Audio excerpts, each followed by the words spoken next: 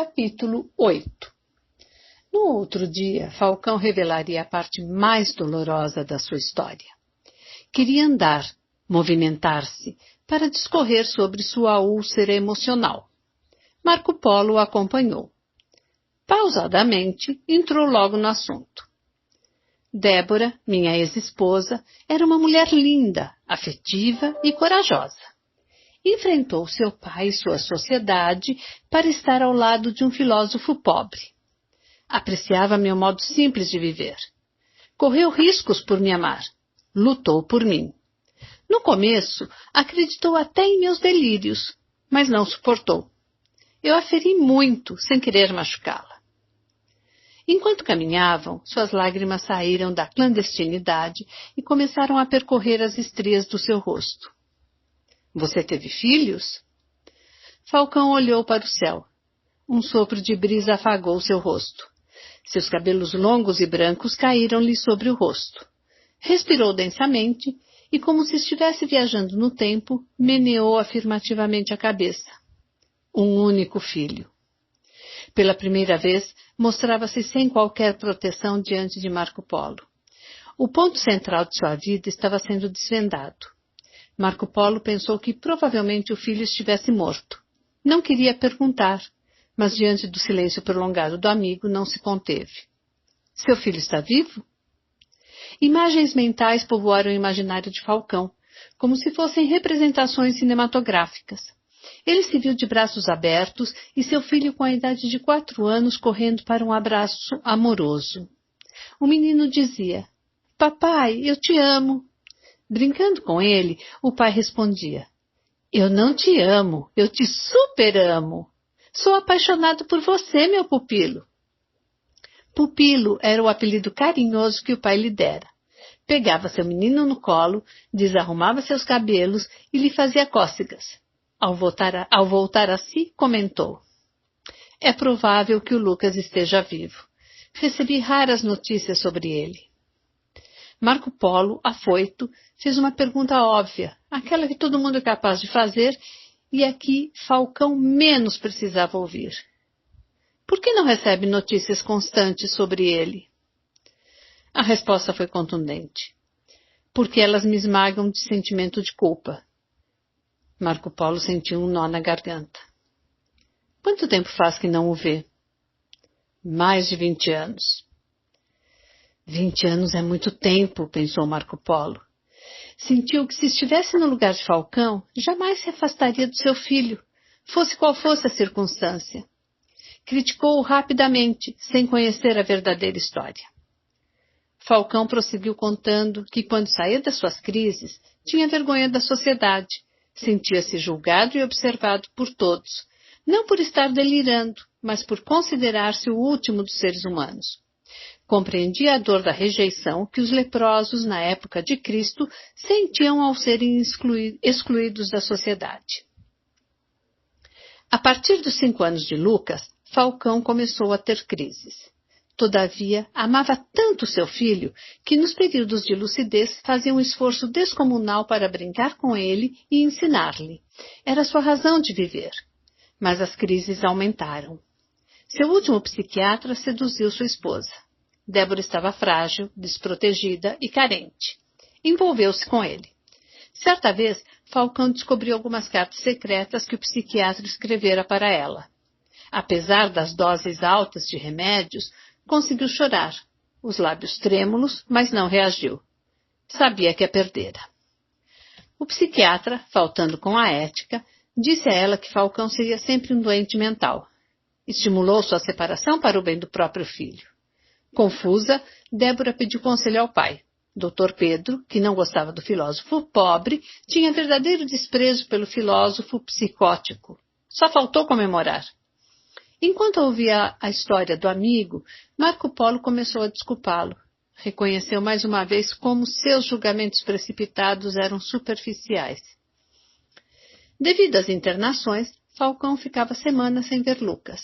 A dor do afastamento da esposa era suportável, mas a do filho, indecifrável.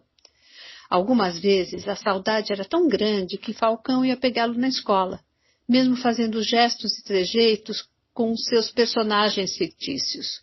Os garotos zombavam dele. O menino procurava defender o pai, brigava com eles. Como pode um pequeno filho defender seu pai, um homem? Lucas me abraçava e me protegia, falou com orgulho do filho. Mas em seguida caiu em si e ficou aflito, pois não o tinha mais. Aceitou a separação de Débora, embora não tivesse muita condição de escolher. Facilitou as coisas, porque queria o melhor para ela e para o filho. Já causara muitos transtornos. Na separação, o juiz, conhecedor do caso, estabeleceu que ele visitasse Lucas 1 hora 2 vezes por semana. Era pouco para quem amava muito.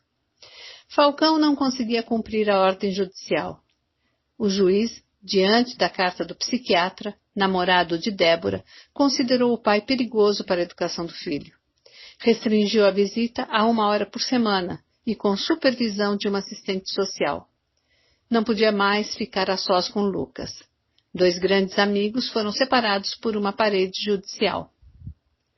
Esse foi o motivo de sua saída para o mundo?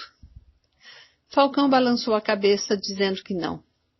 Teria de tocar no epicentro da sua miséria emocional. Nem o poeta tinha ido tão longe ao explorar a história do gênio das ruas. Descreveu assim o capítulo mais dramático da sua vida. Seu filho ia fazer 10 anos.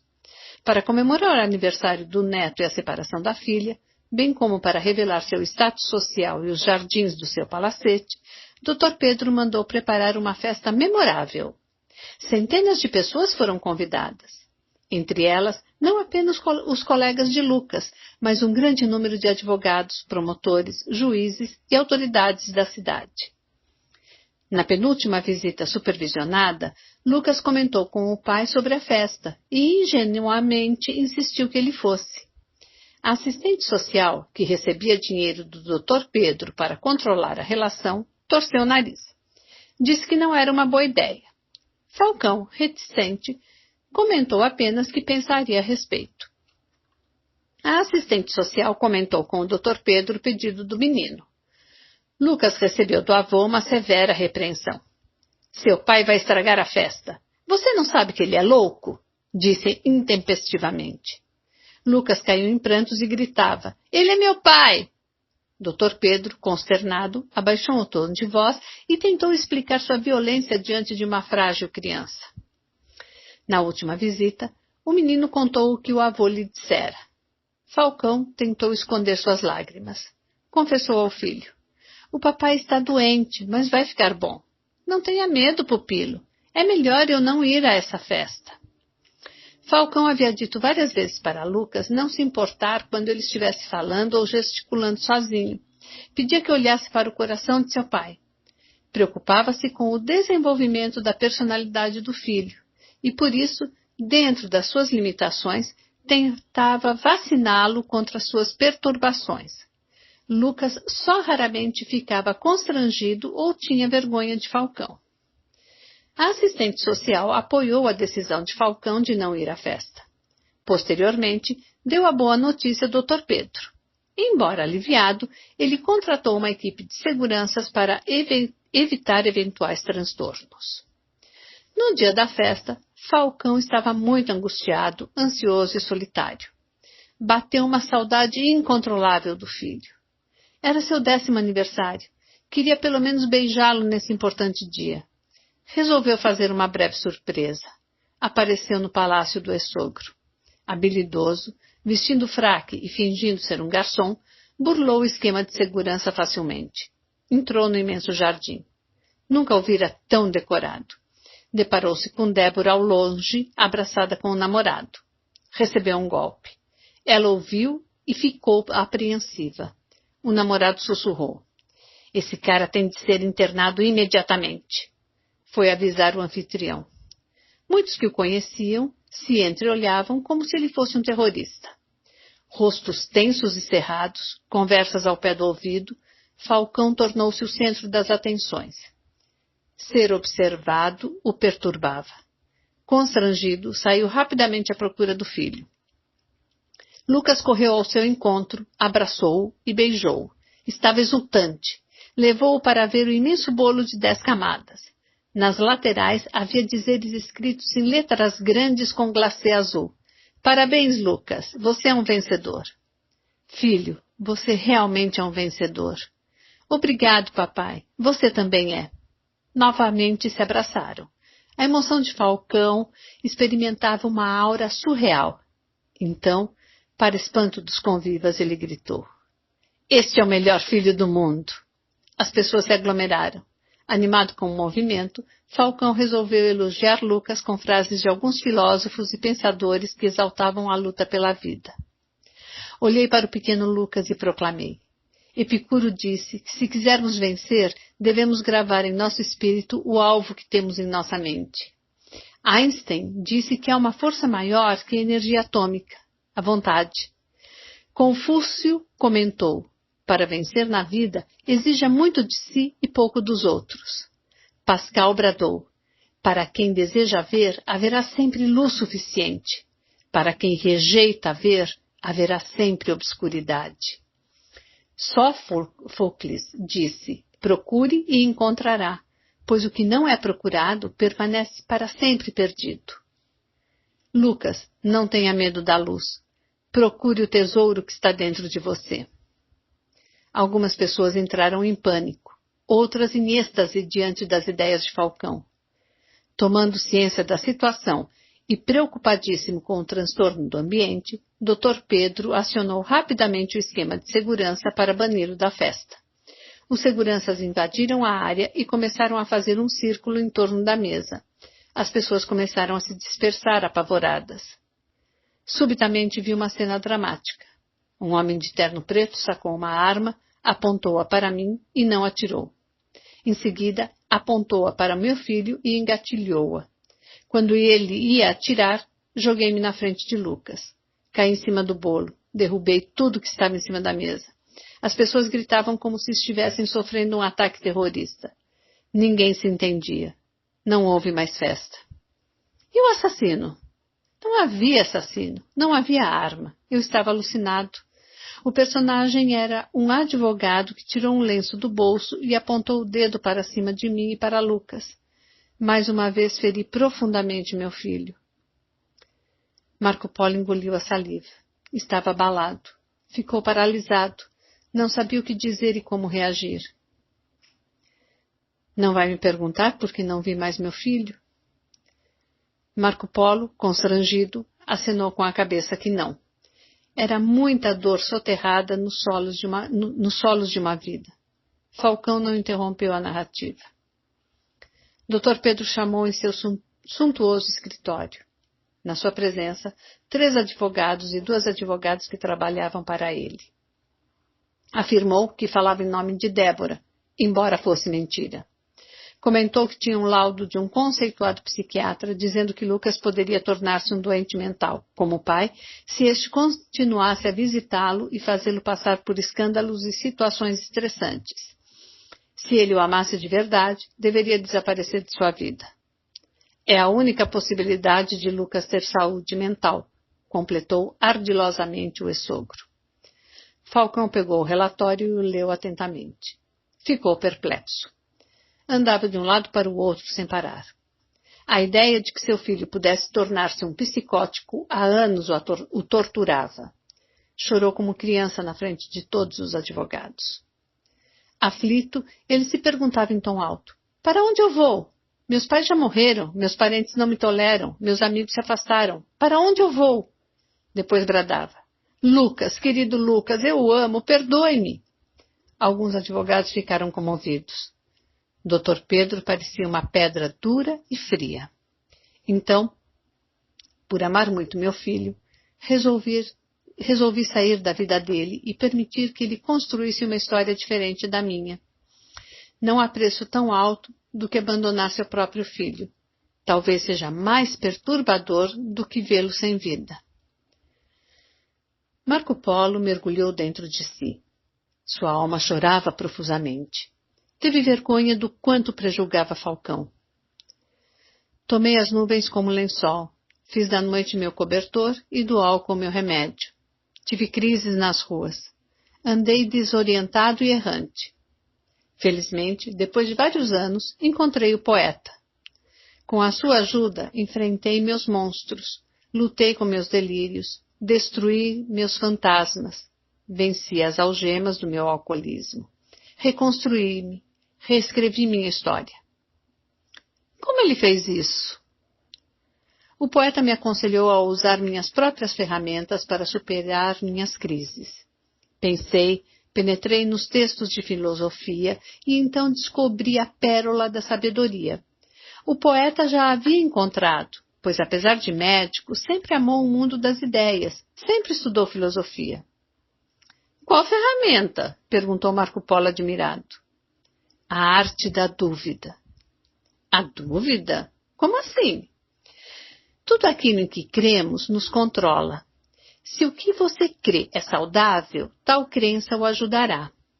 Mas se o que você crê é destrutivo, tal crença o algemará. Desse modo, usei a arte da dúvida para questionar tudo aquilo que doentiamente me controlava, como os pensamentos angustiantes, as imagens irreais, as ideias de perseguição. Relatou que todos os grandes pensadores, como Isaac Newton, Freud, Thomas Edison, usaram, ainda que intuitivamente, a arte da dúvida para combater as ideias correntes e gerar novas ideias. Falcão usou-a para combater as ideias perturbadoras e gerar ideias tranquilizadoras. E acrescentou: quem despreza a dúvida, paralisa a sua inteligência. Desculpe-me, mas não entendo como você fazia. Relatou que saía gritando pelas estradas contra os personagens que o assombravam. Eu duvido que vocês existam. Por que não posso ser livre?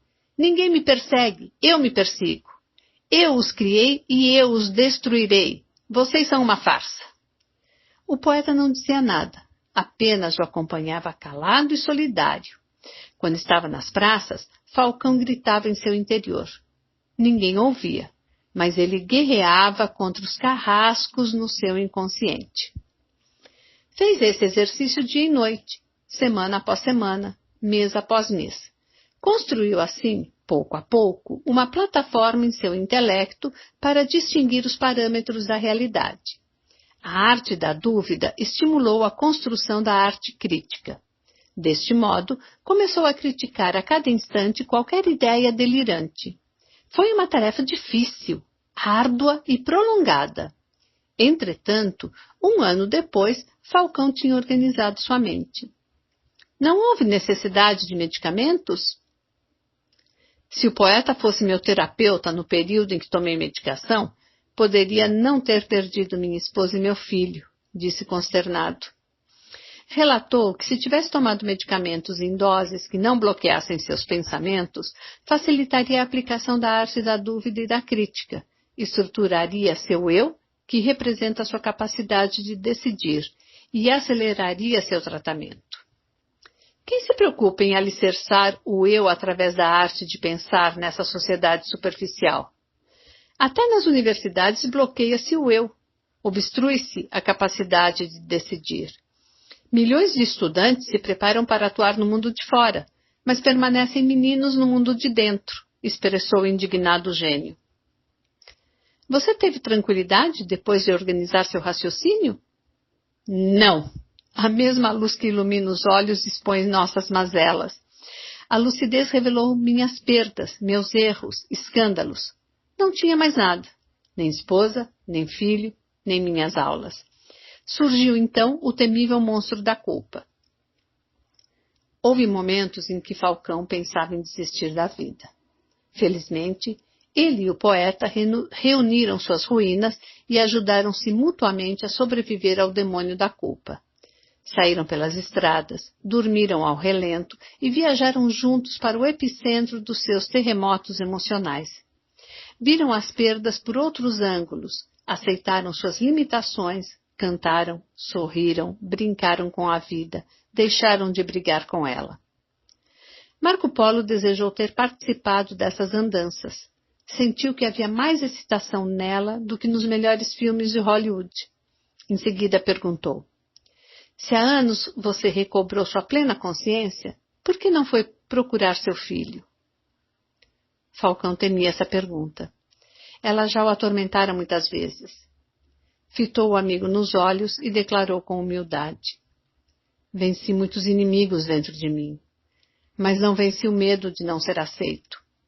Preferi ter a imagem do amor do meu filho nos meus sonhos a ter de enfrentar a dura realidade de que ele talvez não me ame mais. Ter um pai psicótico trouxe-lhe sofrimento. O que ele sentiria ao ter um pai mendigo? Não sei responder, disse o jovem Marco Polo. Talvez um pai dado como morto seja menos doloroso, mas não sei. Na vida fazemos escolhas. Em toda escolha há perdas. Eu escolhi e perdi muito. A capacidade de escolha que me mantém consciente é a mesma que às vezes fere minha própria consciência. Falcão reclinou-se no banco. Estava fatigado pelo peso das recordações. Queria descansar. O sol se recolhia, a noite surgia sorrateiramente. Os pássaros, agitados, procuravam um lugar entre as folhas das árvores para repousar. Fascinado com tudo que ouvira, Marco Polo despediu-se do amigo, tocando-o profundamente. Eu não teria feito melhor escolha. Se fosse seu filho, teria muito orgulho de você. Falcão suspirou aliviado. Levantou-se, abraçou-o afetuosamente. Sentiu-se como se estivesse abraçando Lucas. Beijou-o no rosto. Obrigado por ouvir este velho. Não, obrigado por me deixar ouvi-lo. Realmente era um privilégio ouvir Falcão. Marco Polo aprenderia com ele mais do que em décadas de escola. Em seguida, o pensador deitou-se no banco. Jamais o achou tão macio. A noite foi suave. Tinha conforto em seu interior. Capítulo 9. Ao percorrer a sala de anatomia, Marco Polo não sabia ao certo qual era o corpo do poeta, mas apenas um palpite e estava correto. Seu semblante dócil era quase inconfundível, mas não tocava em sua história com ninguém. Não acreditariam. A maioria dos seus colegas o respeitava. Admiravam sua capacidade de crítica, mas alguns possuíam uma incansável energia para debochar. Coisa de jovens. Apontavam um cadáver e diziam: este cara aqui foi um grande artista. Riam deslavadamente. Quando ficaram sabendo que Marco Polo tinha um amigo mendigo, as zombarias aumentaram. Cadê o gênio? O professor Jorge não os incentivava, mas também não os repreendia. Saturado pelo preconceito com que eram tratados os corpos anônimos, Marco Polo certa vez ousou fazer um convite a Falcão para ir ao laboratório de anatomia. Queria que dissecassem os corpos respeitando suas histórias. Não previa as consequências do seu convite. Apenas tinha uma vaga impressão de que a presença do mendigo no laboratório poderia trazer-lhe constrangimentos. Sua ida tinha que ser espontânea. O poeta está sendo dissecado por mãos que desprezam sua biografia. Se você lhes contasse a sua história, meus amigos e professores poderiam ampliar sua visão sobre a vida. Embora inicialmente resistente, Falcão disse que pensaria. E pensou. Após uma semana, sua resposta foi afirmativa. Sentiu que poderia prestar um último tributo ao poeta. Numa manhã ensolarada de segunda-feira, Marco Polo preparou silenciosamente a surpresa. Chamou a psicóloga e a assistente social, que tinham feito um diagnóstico fechado sobre os excluídos. Disse-lhes que o Dr. Jorge as convidara para uma aula especial. Entrar na sala de anatomia não era um convite ao prazer, mas não poderiam recusar o pedido de um respeitado professor. Ao vê-las, o professor disse que havia um engano. Irou-se contra o aluno rebelde. Quando elas ensaiavam sair do ambiente, o jovem e o mendigo entraram na sala. O silêncio irrompeu. Dr. Jorge e seus cooperadores fizeram um sinal de espanto diante da ousadia. Marco Polo pediu licença para falar. Ilustre Dr. Jorge, o senhor me pediu que trouxesse um mendigo que tivesse uma boa história para nos contar. Humildemente apresento meu amigo Falcão. Todos sorriram, excitados. Dr. Jorge, olhando o perfil do indigente, achou que Marco Polo cairia em ridículo. Todavia, Marco Polo continuou. Ele não tem a aparência de um intelectual, mas é um sábio. Passou a palavra a Falcão. Esperava ir à forra. Falcão calou-se. Marco Polo, constrangido, o empurrava com o olhar, mas ele permanecia mudo. Cada segundo que passava parecia mais longo que um dia. O silêncio do mendigo estimulou as pessoas a fazerem mais gozação. Marco Polo abalou-se. Falcão ficou plantado no umbral da porta. Apenas passava os olhos pela multidão. Parecia estar bloqueado, inibido. Percebendo o fiasco, Marco Polo começou a achar que poderia ser expulso da escola pela atitude intrépida. Sentiu também que agredira seu amigo ao trazê-lo para este ambiente. Fui injusto. Usei uma pessoa para resolver meu trauma de rejeição, considerou. Os alunos, impacientes, começaram a achincalhar o mendigo. Fala, fala, gritavam. Um mais atirado disse, olhem o pensador, este homem vai arrasar. Outro rebatia, que nada, esse cara já bebeu todas. Dr. Jorge e os auxiliares se inflaram, gostaram do circo. Apenas a assistente social e a psicóloga mantiveram o respeito. Marco Polo pegou no braço do amigo e falou para ele. Desculpe-me. Em seguida, começou a retirá-lo da sala. Não se preocupe, tranquilizou o Falcão. Ele não estava perturbado. Chacotas faziam parte do cardápio de um andarilho. O que o incomodava era a prepotência das pessoas. Para ele, orgulho era uma das maneiras mais tolas de manifestar a inteligência. Soltou-se de Marco Polo. Voltou-se para as pessoas e começou a falar com eloquência sobre filosofia pura. Deu um nó na mente dos presentes. Todos ficaram paralisados. Citou o pensamento de vários filósofos. Comentou sobre as relações entre o mundo dos pensamentos e o mundo físico. Disse que tudo que pensamos sobre o mundo físico não é real, e sim um sistema de intenções que define e conceitua os fenômenos, mas não incorpora a sua realidade. Depois, falou sobre as relações entre os pensamentos e a interpretação que fazemos da nossa personalidade. Deixou a plateia mais perplexa ainda. O pensamento consciente é virtual. Tudo que vocês pensam sobre vocês mesmos não é real. É apenas uma interpretação de quem são, e não a realidade essencial de quem são. Seus pensamentos podem se aproximar da sua realidade interior ou se afastar dela. Por isso, ao pensarem sobre si mesmos, vocês podem ser estúpidos, colocando-se acima dos outros e querendo controlá-los. Ou podem ser carrascos de si mesmos, diminuindo-se e permitindo-se ser controlados por eles. Aprendam a pensar com consciência crítica. Caso contrário, tratarão de doenças, mas serão doentes. Os alunos se entreolhavam espantados.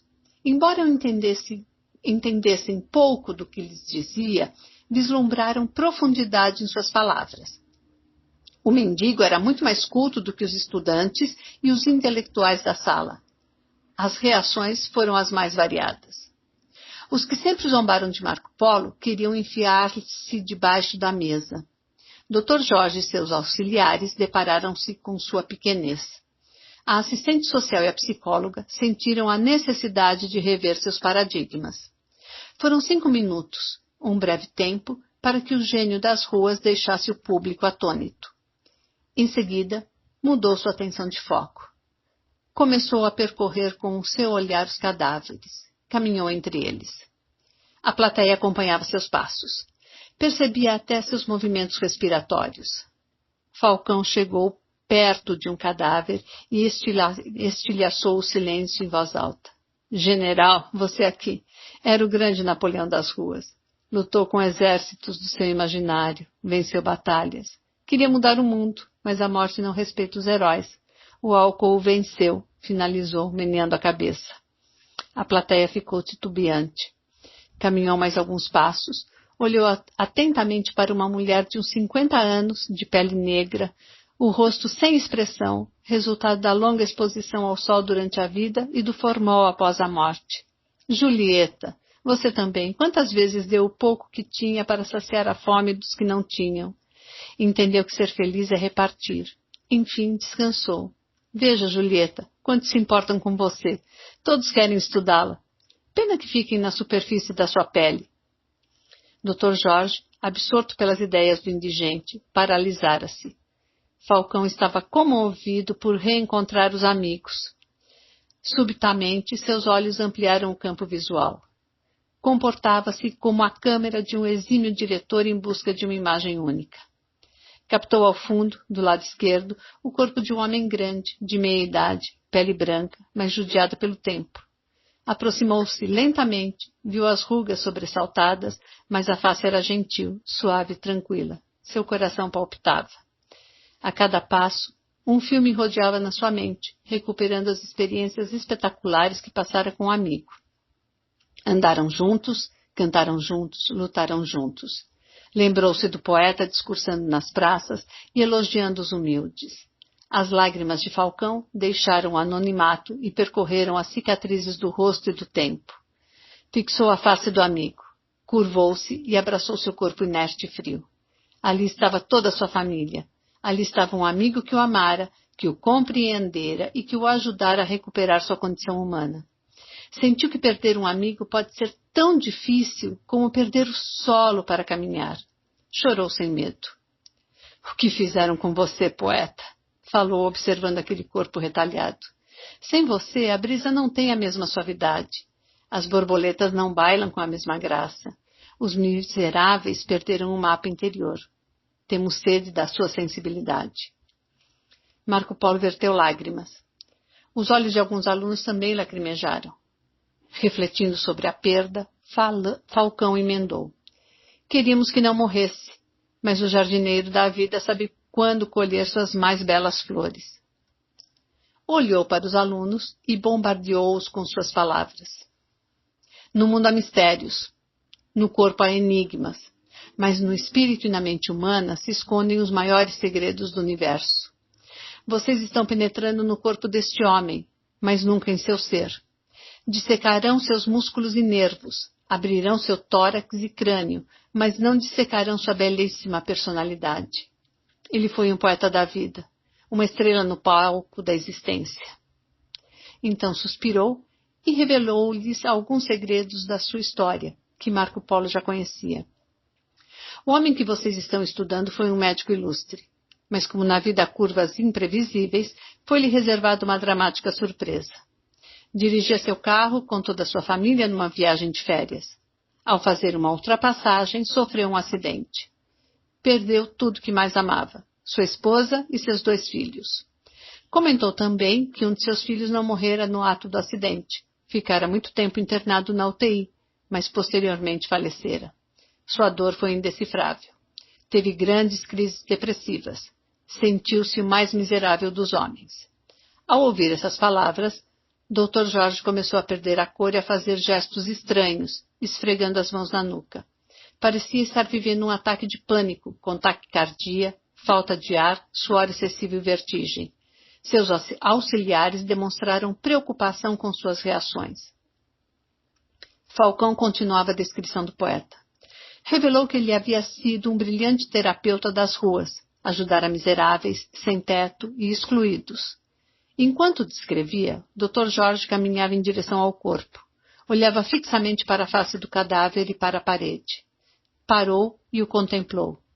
De repente, com a voz trêmula, começou a balbuciar palavras que paulatinamente conquistaram sonoridade. Não, não é possível, não é possível, não pode ser. Todos ficaram mais perturbados ainda. A cena era incompreensível. Então solicitou. Olhem para o retrato afixado na parede. Os mais próximos perceberam a sobreposição das imagens. O homem da foto tinha a face do cadáver estendido. Era a mesma pessoa. Dr. Jorge se adiantou às expectativas dizendo: Este homem chama-se Ulysses Burt. Foi um dos maiores cientistas deste país e um dos mais notáveis cirurgiões. Trata-se de um ilustre diretor desta instituição e também um exímio professor, meu mais brilhante mestre. Nele inspirei minha carreira acadêmica, mas acho que absorvi pouco da sua sensibilidade. Pegou delicadamente nas mãos do morto. Falcão ficou surpreso. O poeta, sempre humilde, nunca falara sobre sua notoriedade. Dr. Jorge continuou relatando que o acidente do Dr. Ulysses, ocorrido há mais de 10 anos, e seu desaparecimento ganharam destaque na imprensa da época. A universidade ficou abalada. Muitos professores e alunos tentaram procurá-lo nas delegacias, nos hospitais, nos asilos, mas não houve vestígios. Antes de sair como andarilho, doou todos os seus bens para a faculdade de medicina. Esses bens, que não eram poucos, foram usados para ajudar a construir o hospital-escola. Uma coisa ninguém sabia, nem mesmo Falcão, e só foi revelada quando novamente leram sua carta-testamento, em que ele autorizava a doação de todos os seus órgãos para transplantes. Como cirurgião, Dr. Ulisses transplantara muitos deles. Para estimular a doação de órgãos e mostrar a grandeza desse gesto, ele gostava de usar uma frase: ninguém morre quando se vive em alguém. Doem seus órgãos. Vivam em alguém. Em seu testamento, relatou que, se não fosse possível aproveitar seus órgãos para transplantes, desejava que ao menos o seu corpo fosse utilizado na sala de anatomia. Falcão finalmente entendeu por que o poeta insistira em voltar à sua cidade natal. Sabia que estava chegando seu fim. Tinha fortes dores no peito. Queria morrer próximo da faculdade onde sempre lecionara. Queria ser encontrado. Almejava ser útil à humanidade, mesmo após fechar os olhos em definitivo. Professores e alunos ficaram fascinados com sua coragem, força e amor pela vida. Como havia várias fotos do Dr. Ulisses afixadas nos vários departamentos da faculdade, escreveram uma placa e a afixaram abaixo de cada imagem com os dizeres de Falcão. Foi um poeta, uma estrela no palco da vida. Dr. Jorge estava sob intensa comoção. Não conseguiu continuar a aula. Olhou para Marco Polo e Falcão e anunciou com os olhos o que as palavras não conseguiam expressar. Reconheceu seu erro e demonstrou agradecimento. Em seguida foi retirado pelos amigos da sala. Uma coroa de flores foi colocada ao lado do corpo, com os mesmos dizeres afixados nas fotos. O poeta continuou na sala de anatomia, na mesma sala onde sempre dissecara peças anatômicas em suas pesquisas. Os antigos amigos, respeitados por